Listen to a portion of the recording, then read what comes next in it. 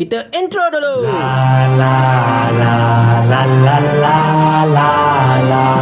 tuan-tuan puan sekalian, alhamdulillah Profesor Haim Hilman telah pun bersedia dan telah bersama kita. Saya serahkan kepada Nurul Islam seperti biasa untuk pembukaan, insya-Allah. Nurul. Assalamualaikum. Waalaikumsalam Assalamualaikum dan warahmatullahi.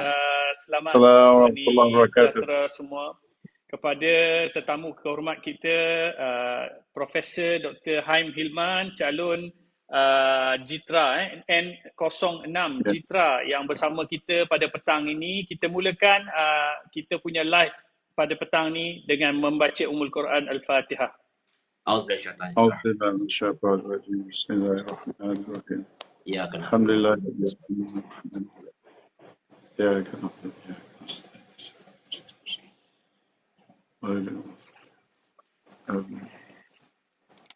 Apa khabar Dr. Haim Hilman? Alhamdulillah sihat. Apa khabar sahabat? Alhamdulillah kami Alhamdulillah. sihat. Saya di Terengganu, Papa Beri di Gombak Banting. dan juga Banting, YB Viral di Melawati. Jadi kami ni scattered here and there, so kita menggunakan peluang TikTok ini untuk kita buat live dan kita nak bantu kempen Perikatan Nasional push as much as possible lah. Dan hari ni alhamdulillah kita dapat, sebelum ni kita fokus on Selangor, tapi kita bincang-bincang kita kata we want to bring in someone from other states as well. Jadi Prof adalah calon pertama daripada Kedah yang kita bawa masuk dan alhamdulillah walaupun kita dah sedikit kelewatan, tapi saya kira kita terus pada kita punya perbincangan. Alhamdulillah masih ramai viewer yang menanti daripada tadi Dr. Haim. InsyaAllah kita pergi kepada kita punya soalan terus kepada calon kita. Kita nak panggil apa ni? Ya, bagi Dr. Haim. Dr. Haim. Selalu kalau masyarakat panggil Prof Haim lah, walaupun dah bersara. Prof Haim, alright. Comel. Macam cikgu lah kan, cikgu dah bersara panggil cikgu juga. Cuma dari segi kalau formality dalam surat menyurat tu dah tak boleh title Prof tu lah. Sebab itu daripada amalan akademia. Tapi panggilan tu orang kenal macam tu lah. Silakan tuan. Baik insya-Allah. Baik, kita terus pergi kepada soalan kita yang pertama lah. Kita punya viewers ni macam-macam background, ada yang daripada Kedah, ada yang daripada Selangor kan. Jadi mungkin kita start with the first question. Prof Haim boleh explain, ceritakan your background supaya semua yang ada pada live kita ni boleh ada maklumat tentang Prof Haim. Silakan. Okey. Terima kasih sahabat atas ruang dan peluang yang diberikan. Apa yang ingin saya sampaikan, sebenarnya saya ini anak kampung, anak orang miskin, dan saya lebih selesa kalau masa saya masih lagi bertugas associate diri saya sebagai profesor rakyat. Mengapa saya kata begitu? Kerana saya ingin memandaikan, mendidik dan mengupayakan seramai mungkin anak bangsa kita. Dan saya merentasi bangsa dan kaum itu sebenarnya, baik Melayu, Cina, India, Sabah dan Sarawak. Kalau mereka anak miskin, saya pasti akan usaha sedaya mungkin untuk membolehkan mereka menjadi lebih berjaya daripada saya. Itu impian saya. Saya selalu berimpian agar anak didik saya mesti lebih berjaya daripada saya. Saya selalu kata kalau saya boleh pergi sejauh ini, mana mungkin kalian tidak boleh pergi lebih jauh daripada saya. Kerana saya akan bersama kalian dalam perjalanan tersebut. Jadi dengan kata lain, saya lahir daripada suasana yang begitu daif, tinggal di kampung di Hulu Selangor. Tuan izinkan saya katakan, rumah saya adalah rumah terakhir masuk bekalan elektrik di kampung. Saya ingat lagi masa saya kecil-kecil di kampung dulu, saya balik dari surau, saya tengok rumah orang terang cahaya lampu rumah dia sebab ada elektrik. Rumah saya di hujung, rumah suram je, gelap, tak nampak apa. Bila dekat baru nampak cahaya pelita dari celah-celah dinding yang pecah. Itulah keadaan hidup saya dan bekalan air bersih. Rumah saya lah rumah yang paling akhir ada paip bersih. Jadi dengan kata lain, semua orang dah ada segala infrastruktur itu, tapi saya lah yang paling akhir. Dan saya sendiri yang masukkan air bersih, masukkan elektrik rumah saya, belikan, hadiahkan mak saya bila saya dah kerja lah. Lepas SPM tu, saya kerja belikan mak saya TV sebab saya tak nak mak saya pergi tengok TV Majiranda, beli mak saya peti air saya kerja dan seumpamanya khidmat untuk mak saya. Jadi dengan kata lain tuan, saya datang daripada orang susah sehinggalah akhirnya saya dapat melanjutkan pelajaran ke England dan mendapat ijazah saya dan degree master saya di sana, dan kemudiannya saya mendapat tawaran bekerja di Universiti Utara Malaysia. 23 tahun saya menghambakan diri saya dan dunia akademik. Saya tak pernah rasa letih, malahan saya rasa bahagia setiap kali saya melihat senyuman di wajah anak didik saya apabila mereka menggenggam segulur ijazah. Dan saya rasa selalu pesan pada mereka, terbanglah setinggi mungkin anak anda, saya kata, agar kalian dapat melihat dunia. Semoga kalian satu hari nanti akan berasa bahawa kalian telah capai cita-cita. Tapi jangan pernah lupa untuk kembali turun, terbang ke dahan-dahan yang rendah dan santunilah semua. Kerana pada hari itu kalian telah tinggi lagi mulia. Dan jangan pernah menghina mereka yang kita pernah bersama ketika di bawah dan orang biasa-biasa. Itu selalu pesan saya. Alhamdulillah, terima kasih Prof. Memang title Prof Rakyat ni sangat melekat di hati semua orang. Kami pun kita mula-mula dengar tentang Prof Hilman ni, your speeches dekat dalam internet dan sebagainya. Tahniah, alhamdulillah, memang ucapan-ucapan yang sangat menyentuh jiwa semua golongan masyarakat. Alhamdulillah. Baik, silakan Prof Berry.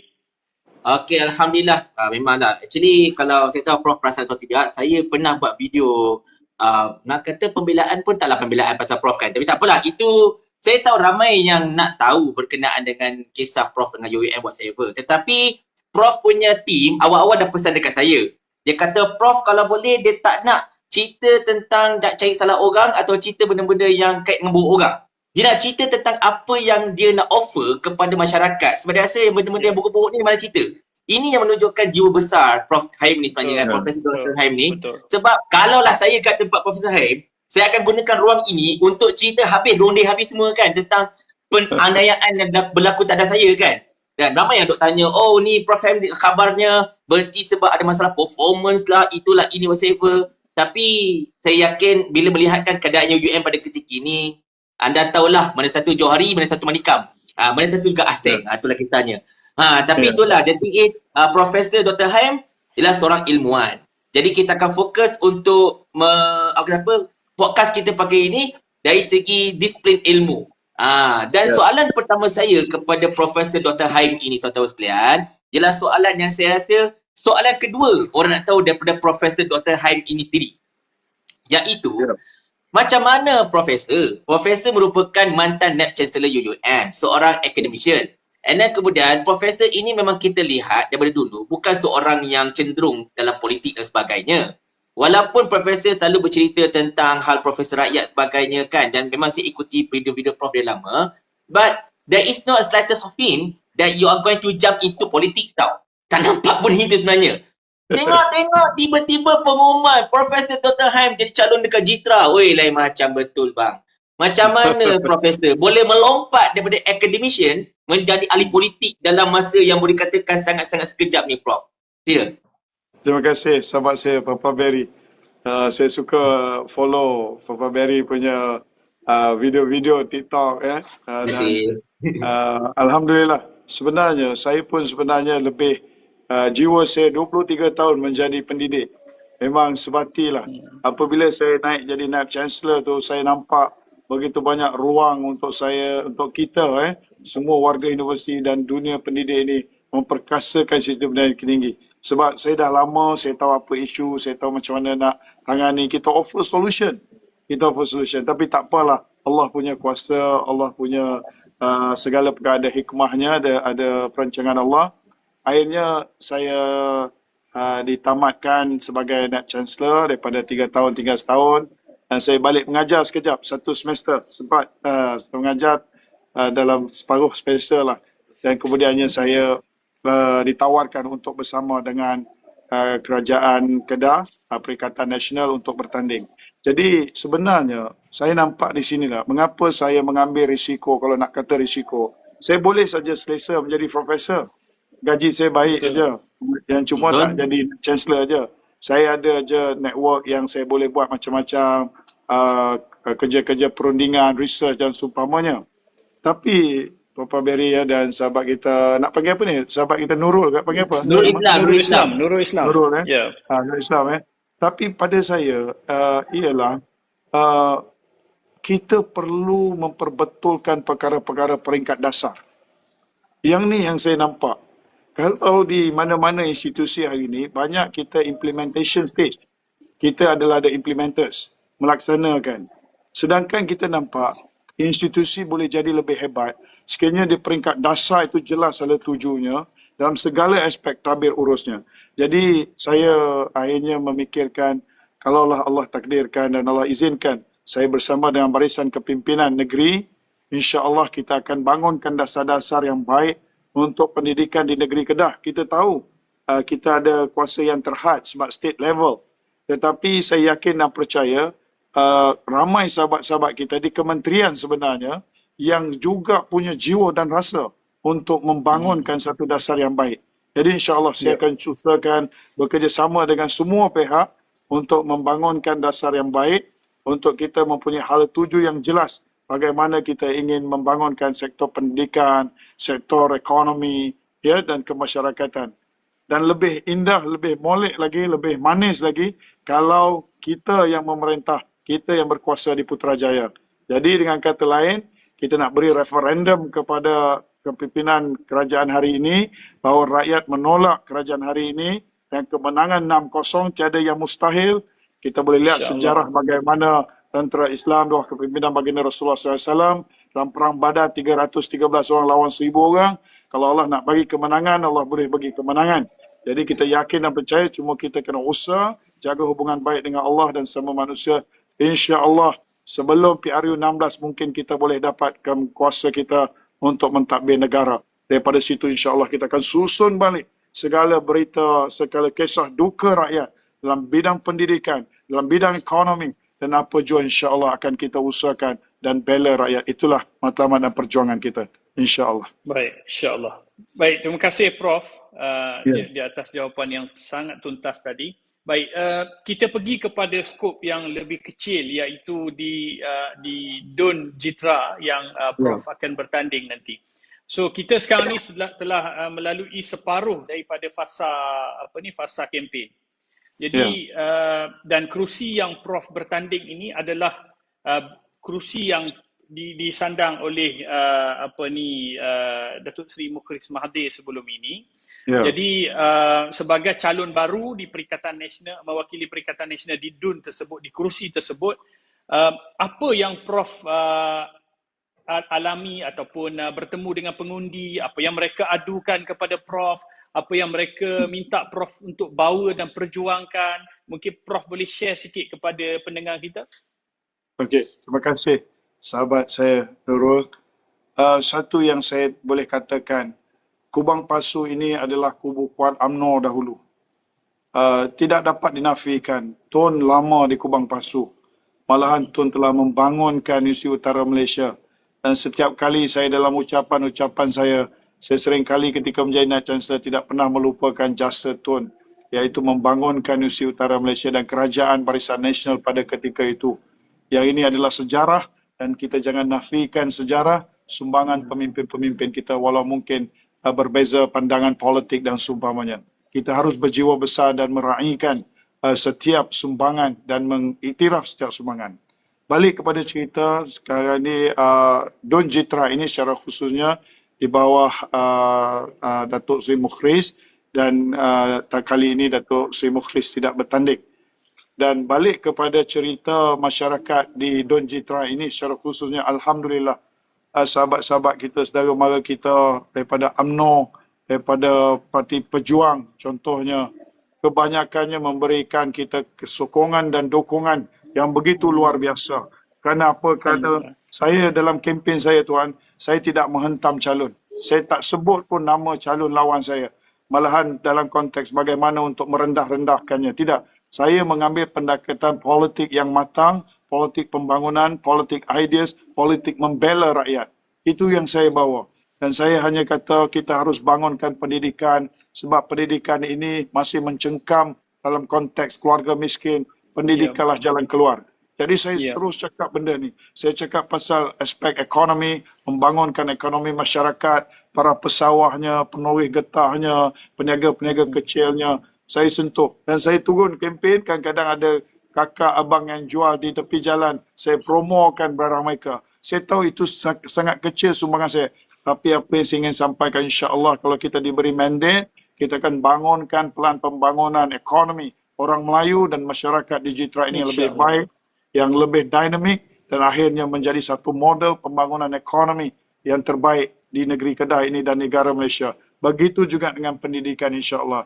Jadi balik kepada isu ni, of course lah masyarakat cerita pasal kos sara hidup yang meningkat, isu tentang peluang pekerjaan, isu tentang harga pertanian mereka, hasil mereka dijual. Alamak, Prof terkeluar lah. Confirm on call dia. Jadi tuan-tuan sekalian, inilah dia orang kata apa, basically-nya yang tengah berlaku pada ketika ini. Sekejap, ada request, saya rasa Prof request balik ni. Yes, Profesor Prof request balik. Prof Him. Ada orang call ke apa, Prof? Ada. Okey, maaf. Okey. Tak apa. Carry on. Boleh kita sambung ya? Jadi maksud dia, banyak yang mengatakan bahawa mereka inginkan satu parti yang boleh membela nasib mereka. Jadi di sinilah sebenarnya Menteri Besar kita Datuk Seri Sanusi, Muhammad Sanusi, cakap pasal orang miskin telah menitik air mata. Saya pun sama. Bukan dibuat-buat tuan. Sebab terlalu lama dalam kemiskinan. Terlalu lama. Saya setiap sudut dalam hidup itu, semuanya cerita derita. Tapi dalam derita itu ada satu kekuatan luar biasa yang Tuhan selalu bisik, bangunlah, berjuanglah. Aku bersamamu. Yakinlah suatu hari nanti akan ada kejayaan buat kita. Itu sebenarnya Tuhan. Hidup di kampung dihimpit kemiskinan terlalu lama. Sebab tu bila sebut orang miskin, air mata bergenang. Bukan buat-buat. Tak. Tapi saya juga boleh menjadi seperti singa di medan juang apabila berjuang, insya-Allah. Itulah yang saya ingin tawarkan kepada warga masyarakat di Jitra ini, insya-Allah bersama kita bangunkan anak bangsa kita tanpa, dan juga bila sebut anak bangsa bukan hanya Melayu saja, orang Cina, orang India, orang Siam dan semua merasakan mereka berada di dalam satu tempat di bawah negeri yang sejahtera. Yang mana Menteri Besar kita kata tempat orang miskin menumpang teduh, tempat orang kaya menabur bakti, insya-Allah. Insya-Allah. Terbaik, Prof. Okey, sebelum soalan yang berikutnya saya tanya ada Profesor, saya perasan satu komen anak papa Tuan Nurul. Dia kata bila Prof menceritakan tentang Prof mementingkan pendidikan, cerita tentang orang miskin sebagainya kan, ada anak papa kata Datuk Seri Anwar Ibrahim pun mempunyai perasaan yang sama. Betul, kita tak nafikan. Beza satu je. Datuk Seri Profesor Dr. Haim Hilman tak kata ada orang tu bangang, tak kata orang tu apa-apa semua, tidak mencari lawan dan tidak menyebut benda-benda yang memburukkan online lah saya cerita. So kalau nak banding Profesor Dr. Haim dengan PMX, dia jauh panggang dari ikan panggang lah. Itulah ayat dia. Sorry Prof, dia ada selingan sikit. Okey. Soalan saya nak balik pada benda yang basic, Prof. Tadi soalan Nurul, dia suka tanya soalan yang bersifat orang kata apa setempat. Saya nak balik pada soalan basic. Mengapa Perikatan Nasional? Itu besar soalan tu. Mengapa Perikatan Nasional? Sebab saya pasal ada orang tanya ke bawah tu. Dia kata from all the parties that are available in this country, kan? Kenapa Perikatan Nasional? Sila. Terima kasih. Kerana semasa saya menjadi Naib Chancellor, memimpin sebuah universiti yang ada 3,000 staf dan ada lebih kurang 30,000 orang pelajar dan 20,000 orang pelajar tinggal dalam kampus. Setiap kali saya pergi kerja, tuan, saya melihat melalui kampung-kampung dan setiap kali saya pergi menelusuri jalan-jalan di kampung-kampung di Kedah, saya rasa terpanggil untuk lakukanlah sesuatu untuk bangsa kita orang Melayu yang susah. Jadi bila saya jadi Naib Chancellor, saya berusaha menggerakkan sebanyak mungkin apa juga aktiviti universiti mesti membantu masyarakat. Jadi saya nampak apalah fungsinya sebuah universiti menjadi universiti antara yang terbaik di negara kita, meningkat maju di peringkat dunia, dikenali disebut-sebut orang. Tetapi di sekitar universiti itu masih ada orang miskin, orang susah. Di negeri itu masih lagi ada orang miskin, orang susah. Sedangkan di situ ada ribuan para profesor, pensyarah dan juga semua ahli akademiknya. Jadi apa yang saya katakan, saya nampak ketulusan dan keikhlasan Barisan Kepimpinan Perikatan Nasional Negeri Kedah di bawah kepimpinan Datuk Seri Muhammad Sanusi Muhammad Noor yang benar-benar mahu mengupayakan orang Melayu, orang Islam, orang Cina, orang India, anak-anak Siam, orang Siam yang susah bagi membolehkan mereka merasakan inilah negeri yang benar-benar menjaga kebajikan, yang tidak memikirkan tentang kedudukan, pangkat dan seumpamanya. Bukan jawatan, bukan projek, bukan apa. Ia hanya khidmat untuk rakyat. Jadi saya merasakan sebab kita lihat Perikatan Nasional PAS di Kelantan. Kita tak dengar cerita skandal-skandal luar biasa, ambil rampas tanah, begitu kan. Malahan di Kedah, MB kita bagi tanah kepada rakyat yang telah puluhan tahun, tuan. Kadang-kadang sedih, tuan. Puluhan tahun. Bagai mengemis di bumi sendiri. Bagai mengemis di tanah tumpah nenek moyangnya. Mana mungkin bangsa kita begitu hina 70 tahun mohon sekeping tanah untuk meneruskan kehidupan. Mana mungkin, tuan.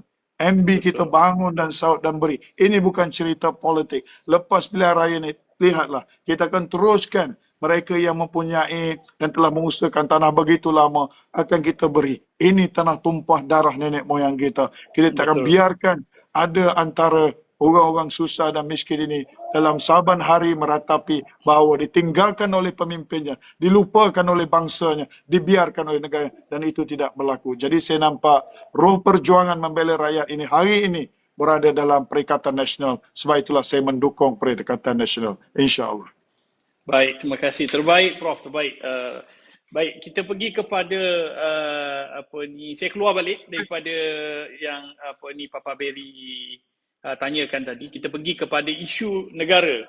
Kita pergi kepada isu yang pernah beberapa bulan lepas ditimbulkan apabila anak-anak muda lepasan SPM yang tidak mahu sambung belajar, Prof. Prof sebagai orang yang lama dalam bidang pendidikan ni, mungkin Prof ada satu pandangan yang kita boleh kongsikan dengan viewers kita pada hari ini.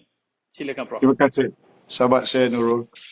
Benar, ini satu perkara yang harus diberi perhatian serius oleh kerajaan dan seluruh masyarakat apabila anak-anak kita tidak merasakan mempunyai sijil SPM itu dan selepas itu meneruskan pengajian mereka ke peringkat lebih tinggi. Itu sesuatu yang perlu dibuat oleh mereka. Kerana mereka mungkin melihat bahawa boleh melakukan kerja-kerja yang pada dasarnya dibolehkan, sama ada menjadi dalam sektor e-hailing ke dan seumpamanya. Jadi mereka merasakan tidak ada perlu sampai ada ijazah hanya untuk membawa menjadi GrabFood ataupun rider kepada Foodpanda sebenarnya. Cumanya apa yang saya nak katakan di sini, di sinilah peranan kementerian, di sinilah peranan kepimpinan tertinggi negara. Kita harus melihat kembali sektor pendidikan kita, baik di sekolah rendah, menengah dan universiti, perlu ada reform. Kita perlu ada total reform. Yang mana kalau kita lihat di peringkat sekolah menengah sebagai contohnya, kita perlu mempersiapkan laluan-laluan. Hari ini kadang-kadang kita selalu cerita tentang mereka yang mungkin minat dalam akademik, kita push pergi kepada sains. Contohnya lah, ya. Jadi mereka ini jadi anak-anak yang mungkin jadi profesional, menjadi engineer, menjadi doktor dan seumpamanya. Dan kita selalu lihat dalam sekolah ini, kadang-kadang tingkatan 1 lah, ada 10 kelas. Ada 10 classes, ya. Classes yang the first 3 classes or 4 classes, semuanya cikgu pada dasarnya nampak anak-anak ni boleh belajar, dia ada minat dan boleh berjaya. Tapi kelas-kelas di belakang ini kurang nampaknya minat anak-anak ni belajar. Namun sistem hari ini membiarkan ia bergerak begitu sahaja. Di sinilah sebenarnya apa yang perlu kita tangani. Kalau yang 4 kelas awal itu, kelas yang awal 3-4 classes itu, dia orang minat belajar academically excellent, fine, teruskan. Tapi yang 5 sehingga yang belakang ini, kita perlu bangunkan satu bentuk kaedah atau kurikulum yang membawa kepada kemahiran. Ini yang perlu dibangunkan. Kita sendiri masih cakap pasal TVET dan itu dan ini. Tetapi cerita TVET dan seumpama ni masih lagi cerita yang belum turun mendasari hingga ke sekolah. Dia masih lagi, kalau orang cakap dalam management, 30,000 kaki punya top. Ataupun mungkinlah nak turun 10,000 kaki, tapi mesti 10,000 lagi nak ke bawah, nak turun. Jadi anak-anak ini, tidak semua anak kita minat nak jadi doktor, nak jadi lawyer, nak jadi accountant. Dia orang mungkin minat untuk kerja berteraskan kepada skill dan kemahiran. Jadi ini perlu dibangunkan di sekolah-sekolah. Tapi hari ini, apa yang ada di sekolah-sekolah? Kita ada college vocational, tapi berapa ramai yang boleh ke college vocational? Sedangkan sekolah-sekolah kita, ada banyak beribu sekolah kita yang mungkin ada isu prasarana untuk membina kemahiran mereka. Dan inilah yang menjadi masalah dia. Dan lebih menduka citakan lagi, apabila sampai ke universiti, kita lihat sebahagian daripada anak-anak kita ini, apabila mereka graduate, mereka pula menghadapi masalah nak dapat kerja. Ya, kenapa? Saya boleh rumuskan dua. Satu, kita perlu tingkatkan kemahiran-kemahiran mereka, skill-skill tambahan yang boleh mereka manfaatkan di samping ilmu mereka dalam bidang apa yang mereka pelajari di universiti. Kemahiran tambahan inilah, kalau dahulu contoh dia, zaman 80-an, kita ambil satu orang graduate, dia jadi manager, dia akan ada lah pembantu dia. Ada orang, ada sekretari dia mungkin seumpamanya. Hari ini, CEO hari ini, manager hari ini, multitasking. Dia boleh buat tugas tu. Dia nak buat apa, PowerPoint semua dia boleh buat lah. So kita nak, itu asas sangat. Dan pelajar kita boleh. Tapi yang kita nak adalah kemahiran-kemahiran tambahan yang boleh membuatkan mereka kompetitif dan yakin pada diri mereka, boleh berkomunikasi dengan baik. Kalau contohnya mereka belajar perniagaan, mereka ini ada pengetahuan nak mengurus perniagaan dan berniaga. Sebagai contoh tuan, Institut Utara Malaysia bila saya naik jadi Naib Chancellor, antara projek pertama yang saya laksanakan dipanggil Campus Brew. Campus Brew ini ialah cerita tentang kita bangunkan satu hub perniagaan atau incubator untuk pelajar-pelajar kita belajar coffee related business. Macam kita nampaklah Coffee Bean, kita dapat Starbucks. Kita panggil Campus Brew di dalam kampus. Jadi mereka belajar dan masa yang sama mereka berniaga masa lapang dia. Dia do all the activities, dia manage the account, the full set account, dia buat ordering, dia buat human resource, dia buat marketing.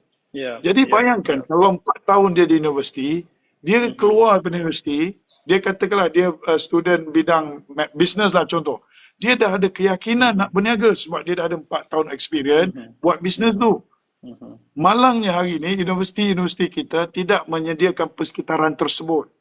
Buat bisnes, buat degree keusahawanan, tapi kita tak banyak ruang itu. Jadi saya baru dapat buat satu, sebenarnya dulu nak buat campus beauty and spa untuk dalam bidang kecantikan. Campus IT, bidang dalam information technology, campus communications, contohnya bidang ni sektor telefon dan semuanya. Campus mart untuk retail. Jadi baru siap satu, dapat buat satu, lepas tu saya pun diturunkan. Jadi poin saya, di universiti ini, kalau katalah kerajaan kata, kita nak graduan ni mencipta kerja. Macam mana mungkin seorang graduan yang dalam hidup dia, sebatang pen pun dia tak pernah jual, tiba-tiba dia nak mencipta pekerjaan. Dia mesti dilatih. Jadi yang inilah yang perlu reform di peringkat universiti, kena latih mereka untuk mereka ini boleh menjadi usahawan. Walaupun mungkin dia buat degree dia dalam IT, tapi dia ada knowledge dalam usahawan, dia boleh buat bisnes berkaitan IT. Dan ini boleh dimajukan dan diupayakan dengan dia membangunkan application ataupun perkara-perkara berkaitan IT. Jadi saya rumuskan, pendidikan kita hari ini masih lagi dalam konteks tahun yang 80-an. Kita cakap pasal TVET, tapi kita masih lagi belum mendasari benda masuk ke sekolah, belum ada peralatan, jadi kerajaan perlu invest. Kalau investment itu bilion ringgit, let it be bilion ringgit. Sebab kita nak produce human capital yang kompetitif, bukan human capital yang tidak dapat bersaing secara kompetitif. Jadi ini tanggungjawab kerajaan. Di masa yang sama, kerajaan perlu ada satu strategi yang jelas bagaimana untuk mencipta peluang pekerjaan. So investors perlu dibawa masuk. Investors yang ada dalam negara perlu terus didekati, disantuni agar mereka menambah pelaburan. Bila mereka tambah pelaburan, peluang pekerjaan akan tercipta. Kita tak nak hari ini investors lari tinggal negara kita Kita kata, okey tak apalah, sebab apa mereka lari? Sebab di Vietnam lebih bagus, lebih kompetitif offernya. Why don't we offer the same thing? Why don't we offer something better? Diorang dah ada dekat sini. So ini perlu ada dalam kerajaan bagi melihat perkara ini menyantuni sebaik mungkin. Jadi dengan kata lain, mengapa pelajar-pelajar ini tidak berminat untuk ke universiti? Mereka merasakan qualification itu ataupun selepas SPM tidak berminat untuk melanjut pelajaran kerana mereka merasakan ianya nilai tambah sijil itu tidak signifikan. Jadi tak boleh salahkan anak muda, kita harus muhasabah diri kita, di mana-mana juga kita agensi, tak salah siapa-siapa, mari kita sepakat baiki dan kita upayakan anak bangsa sehingga mereka merasakan, aku perlu ambil sijil ini, aku perlu ada degree ini untuk membolehkan dirinya lebih kompetitif. Selagi selling proposition itu tidak wujud, value proposition itu tidak wujud, paksalah bagaimanapun, anak muda tidak akan terima. Jadi ini tanggungjawab para pemimpin, tanggungjawab para menteri, tanggungjawab semua pemikir negara bangsa. Terima kasih. Baik, terima kasih Prof. Satu soalan saya, Prof telah menjawab 3 soalan yang saya sebenarnya nak keluarkan selepas ni. Dia tak habis. Prof dah jawab tentang pendidikan, Prof dah jawab tentang peluang pekerjaan, Prof dah jawab tentang pelaburan. So you covered everything, alhamdulillah. Jadi tapi Nurul, ya Prof Berry. Basically kan, kalau kita perhatikan, minta maaf Prof, saya nak balik pada sedikit memory lane. Kalau anda semua masih ingat, dekat USIM pada 2 bulan lepas, di mana PMX bersama-sama town hall dengan anak-anak muda, pelajar-pelajar dekat situ, di mana pelajar di situ bertanyakan soalan yang boleh saya kira hampir sama dengan apa yang telah ditanyakan oleh Nurul Islam, iaitu berkenaan dengan trust deficit di kalangan para pelajar, di mana mereka rasa macam kalau aku belajar tinggi-tinggi pun, adakah aku keluar ini aku akan dapat pekerjaan? Adakah aku akan dapat nilai tambah daripada apa aku belajar? Tapi masa itu, minta maaf saya cakap, anda apa-apa, saya tahu anda memang tak suka dengan kenyataan ini, tetapi ketika itu PMX menjawab dengan satu kenyataan yang boleh saya katakan, bukan nak kata ke laut lagi dah, tapi ke planet lain masalahnya kan. Dia jawab tentang sakau, tentang rasuah sebagainya. But hari ini, bak kata Nurul Islam, Profesor Haim bukan sekadar menjawab berkenaan dengan isu pembelajaran pendidikan, pelajar-pelajar ini tidak berminat untuk menyambung pelajaran lagi dah. Tetapi terus kepada apa sebenarnya gerak kerja yang wajib dilakukan oleh kerajaan, tak kira kerajaan apa pun selepas ini kan, untuk memastikan bukan sekadar trust deficit itu dapat dikurangkan, tetapi dapat menjamin di mana para pelajar ini, mereka tahu, kalau aku sama belajar, aku tahu aku ada value. Aku akan dapat satu added value dan aku akan dapat orang kata apa, satu peluang, satu ruang pada masa depan yang akan datang ini supaya aku tidaklah macam orang kata, sia-sialah kau belajar tinggi-tinggi tapi kerja tak dapat. Sia-sialah kau belajar tinggi-tinggi tapi tak ada kemahiran. So, seriously Prof, I think, I know that this is very overzealous for you to say lah, but jawapan anda inilah yang sepatutnya dijawab oleh seorang Perdana Menteri bila ditanya berkenaan soalan berkenaan dengan trust deficit dalam bidang pendidikan ini. Bukan nak puji Prof melambung ya, jangan risau. Prof tak bayar aku satu sen pun. Itu kisah dia. Ini kita dah awal ni. Okey Prof. Soalan saya ringkas. Saya tahu, Nurul pun tahu saya suka veer daripada topik. Bila kita lihat jawapan Prof ini merupakan satu jawapan yang bukan jawapan seorang adun sebenarnya. Tetapi daripada jawapan seorang Menteri Kabinet, if I must say. So, ada tak rasa-rasa Profesor mempunyai sedikit iltizam untuk bertanding di peringkat Parlimen, khususnya untuk PRU ke-16? Sebab insya-Allah bila Prof bertanding Parlimen dan mudah-mudahan Allah memberikan kemenangan kepada peringkat nasional, I think sama ada Menteri Pendidikan ataupun Pendidikan Tinggi ataupun Menteri yang berkaitan dengan you punya expertise is ready for you. Is tailor-made for you. Macam mana Prof? Sila. Terima kasih sahabat saya Papa Berry. Soalan ni soalan yang saya rasa terlalu awal untuk saya sebab baru nak bertanding adun. Namun demikian, macam ni lah. Apa pun juga jalan di masa depan buat saya sedia membantu siapa juga. Di mana gelanggang, di mana platform, kalau diberi saya ruang dan peluang untuk bersama baik di belakang tabir maupun di depan, insya-Allah saya akan bersama. Sebab apa, masa saya menjadi Naib Chancellor, dengan mesyuarat dengan KSU, Kementerian Pengajian Tinggi, saya even pernah sarankan, saya kata apa, saya kata Datuk Seri, ni saya ceritalah, ni saja sesi pertemuan kan, dan tak ada rahsia pun meeting ni. Saya bagi idea sebenarnya, tadi ada yang posting kenapa saya tak bagi idea kepada kementerian ke apa semua. Saya bagi idea. Tapi biasalah kadang-kadang idea ni ambil masa untuk dilaksana mungkin kan. Mungkin dah ada dalam perancangan mereka. Saya kata mudah aja. Berbilion ringgit investor, ratus, not sometimes over than 100 billions investors investing in our countries. Kan?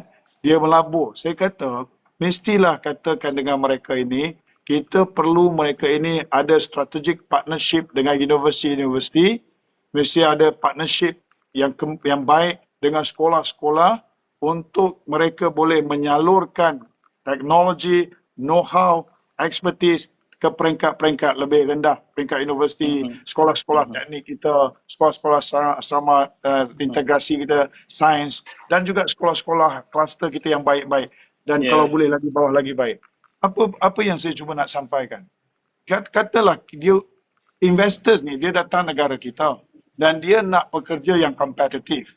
Kalau dia tidak dibawa bersama dalam pembangunan modal insan kita, dia hanya dapat selepas kita keluarkan dari politeknik, dari sekolah, dari universiti, tanpa dia bersama dalam proses pembikinan modal insan itu, yang akhirnya dia nak mereka ni bekerja dengan mereka, adalah satu kerugian. Sebab dia kena retrain diorang ni, kena tunggu pula berapa bulan, kena hantar pula ke overseas. Sedangkan benda ni boleh dibuat. Dan kalau kita boleh bagi tax exemption untuk macam-macam perkara, siapa yang sanggup being a partner to our institution ni, diorang boleh dapat insentif-insentif tertentu. Dan saya yakin kita boleh lakukan.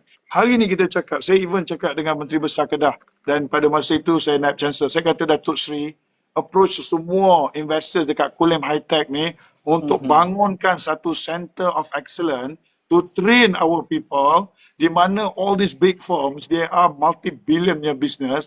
I think kalau satu institution pump in 100 juta ke 50 juta, no issue at all. So kita ada satu dana dan kita boleh collaborate. Masa saya VC UM lah. Saya kata we can collaborate with UM. They can even establish a center of excellence di UM itu. We can train our people to get ready to the industry. So it's a kind of centralization of training yang ini akan membuat satu lonjakan besar. Jadi dengan kata lain, perkara-perkara macam ni lah, saya bersedia sebenarnya untuk menyumbang tenaga, buah fikiran dan apa jua kepada kepimpinan Perikatan Nasional. InsyaAllah kalau kita berjaya menguasai Kedah dan apabila kita berjaya di peringkat nasional nanti, insyaAllah kita akan gerakkan agenda-agenda ini. It's doable. Is doable. Nothing is not a big problem. The matters of we need to be very clear. Sampaikan kita punya message kepada all these investors, pelabur-pelabur ni, bagaimana kita can collaborate for the human capital development of our country. Dan saya yakin mereka ni multi-billion investors. Dia orang nak stability, dia nak human capital first class punya quality. Jadi pastinya dia ready to be part of these things. So hari ini kita tengok universiti kita very shy dengan collaboration dengan this multi-billion punya MNCs lah, dipanggil multinational corporation. So satu anjakan paradigma harus dilakukan, usaha harus digerakkan bagi membolehkan usaha tersebut direalisasikan. InsyaAllah.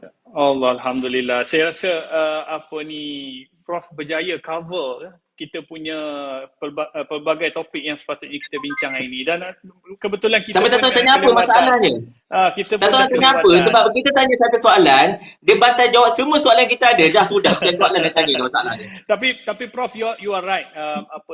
In sense of betul, especially Kedah ni, kita adalah sebuah negeri yang ada industri yang pelbagai. Kita ada banyak MNCs dekat sana. Saya sendiri pernah terlibat dengan industri getah di mana kita propose this kind of program untuk kita collaborate dengan collaboratekan industri dengan university so that manpower yang dihasilkan daripada training ini dia sudah suit kepada kehendak industri dan benda ni memang mendapat pujian ataupun tarikan kepada pihak-pihak industri ini. Jadi saya rasa kalau Prof selepas menang insya-Allah boleh bersama dengan Kerajaan Negeri Kedah bentukkan di Center of Excellence, Center of Training yang boleh menghasilkan manpower. Saya rasa Kedah ni dia akan jadi nobody can stop Kedah from being menarik perhatian pelabur-pelabur asing insya-Allah.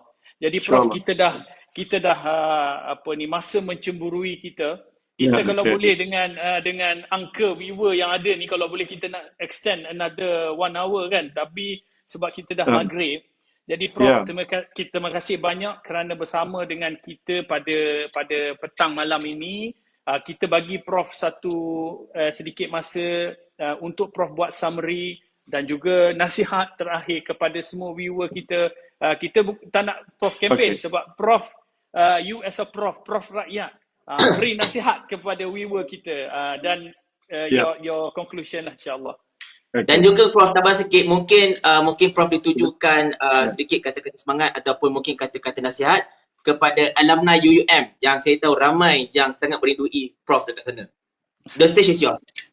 Okey. Terima kasih sahabat saya, Saudara Nurul dan Papa Barry. Saya ingin menyatakan di sini semua sahabat-sahabat, sama ada anak murid saya, ibu ayah, abang dan kakak dan semua, marilah kita bangkit berjuang untuk bersama mengupayakan bangsa kita. Di masa yang sama kita tidak menindas sesiapa kerana kita orang Melayu, orang yang baik. Itu orang baik sebenarnya. Jauh di sudut hati kita penuh dengan kasih sayang. Dan kita ingin upayakan bangsa kita, berjayakan mereka. Kita ingin lihat setiap anak-anak miskin itu terbela dan kitalah pembelanya. Jadi marilah sama-sama kita usahakan. Menjadilah sebahagian daripada cerita yang kita lakar bersama dalam membangunkan sebuah negara bangsa. Dan dalam cerita itu, kita bersama berjuang untuk membetulkan apa yang pincang, untuk membina kembali maruah kita yang telah lama tercarar. Marilah sama-sama kita tunjuk dan zahirkan mahu kita, generasi anak muda, generasi hari ini. Kalau kita anak muda yang akan kata pada ibu dan ayahnya, ibu dan ayah, rehatlah. Kalian telah terlalu lama dan lelah berjuang. Kami akan meneruskan perjuangan ini. Dan nanti suatu hari, anak cucu kita akan kata pula pada kita, ayah, ibu, terima kasih atas segala pengorbanan dan perjuangan kalian untuk memastikan kami terus dapat menghirup udara di tanah tumpah darah nenek moyang kami ini. Karena kalianlah yang telah berusaha memastikan kelangsungan kita dalam perjuangan kita, baik apa juga medan kita. Bukan cerita politik. Dalam dunia pendidikan berjuanglah para academician. Dalam dunia pendidikan berjuanglah para guru. Dalam dunia pentadbiran berjuanglah para pentadbir. Walaupun kita hanya orang biasa, kita hanya tukang cuci, kita hanya kerani biasa, kita polis biasa, kita tentera biasa, kita bawa lori, kita petani, kita pesawah, kita pengait sawit, kita penoreh getah. Apa jua kerja kita? Kita adalah anak bangsa yang ingin melihat negaranya maju dan berjaya. Dan kita gunakanlah kesempatan yang ada pada usia yang masih tersisa untuk kita lakukan sesuatu yang membuatkan kita rasa bahagia. Dan apabila kita tua dan kita dapat lihat negara ini maju dan berjaya, walaupun pada ketika itu orang tak ingat kita, tak kata apa pada kita, kita duduk di satu sudut sepi di rumah kita, bersama secawan kopi, kita kata pada pagi itu, aku sebahagian dari cerita kebangkitan negaraku ini. Tanah tumpah darahku, tanah tumpah bangsaku. Inilah perjuanganku untuk agama, bangsa dan tanah airku. Terima kasih semua. Terima kasih Prof. Allahu Akbar. Speechless. Dia jadi tak tahu cakap apa, dia terkesima kejap. Betul. Terima kasih Prof. Terima kasih. Luangkan masa bersama dengan kami dalam kesibukan kempen. Prof, you are the best. Doakan saya. InsyaAllah kita semua, saya minta semua viewers yang ada pada hari ini, kita doakan Prof diberikan kemenangan, Perikatan Nasional diberikan kemenangan di negeri Kedah dan juga Perikatan Nasional diberi kemenangan di 6 buah negeri. Dan yang paling penting, insya-Allah satu hari nanti kita akan kembali mentadbir kerajaan pusat. Banyak kebaikan-kebaikan yang kita boleh buat dengan kuasa yang ada, insya-Allah. Terima kasih Prof. Good luck to you. Dan juga saya over to Papa Barry. Terima kasih. Okey, terima kasih banyak. Sebelum itu minta maaf kepada mereka yang request. Saya tidak dapat naikkan anda sebab memang kami tak naikkan sesiapa ketika kami buat podcast dengan pemimpin. Lagipun Prof masa terhad dekat maghrib pun sekarang ni kan. Tapi Alhamdulillah, walaupun masa terhad, rekod Prof, ini rekod likes yang teramai, viewers yang paling ramai dan of course pemberian gift yang terbanyak. Terima kasih kepada mereka yang berkongsi rezeki. Prof dapat 1,700. So Prof, you jangan keluar sendiri. Saya kena keluarkan Prof. Kalau tak itu poin tu hilang. Jadi basically terima kasih kepada semua dan insya-Allah bagi mereka yang cuba melagakan Profesor Haim dan juga Sanusi konon-kononnya, Prof jadilah Menteri Besar Kedah. Kita nak Menteri Besar Kedah yang baru, yang boleh beradab. You tidak kenal Profesor Haim siapa. You tak kenal sanusi biasa. So jangan jadi batu api. Nak jadi batu api, pergi dekat tengah-tengah lombong tu, insya-Allah ada tugas untuk jadi batu api kat sana, insya-Allah, untuk membakar lombong-lombong tersebut. Baik, Tetapi itulah apa-apa pun, terima kasih kepada Prof Haim. Calon nombor berapa, Saf? Calon nombor berapa? Calon nombor 2. Calon nombor 2. Okey. Ingat penduduk Citra and 06. Yes. Buang kotak ni dulu, buang kotak ni. Okey, kejap. Kita buang kotak. Kotak. Alright, buat komen. Calon nombor 2. Calon nombor 2 Ingat calon nombor 2 Profesor Dr. Haim Hilman. Dekat kertas undi nanti akan nama apa, Prof? Satu lagi. Nama apa nanti? Dr. Haim Hilman bracket Prof Haim. Okey, cantik. Okey, sebelum kita keluar, Prof, angkat tangan bila kita lawan Anwar Ibrahim. Jangan aku. Okey, jumpa lagi akan datang, insyaAllah. All the best to Profesor Haim. Siru ala barakatillah, mudah-mudahan mencapai kemenangan dan insya-Allah kemenangan untuk peringkat nasional di 6 negeri. Saya sayang anda semua, kita jumpa lagi dengan pemimpin lain. Besok insya-Allah Terengganu Nurul Islam. Besok insya-Allah dengan Terengganu, siapa akan diumumkan kemudian. So I love you all. Saya sayang anda semua. Kita tutup podcast kita dengan bacaan tasbih kifarah dan surah As.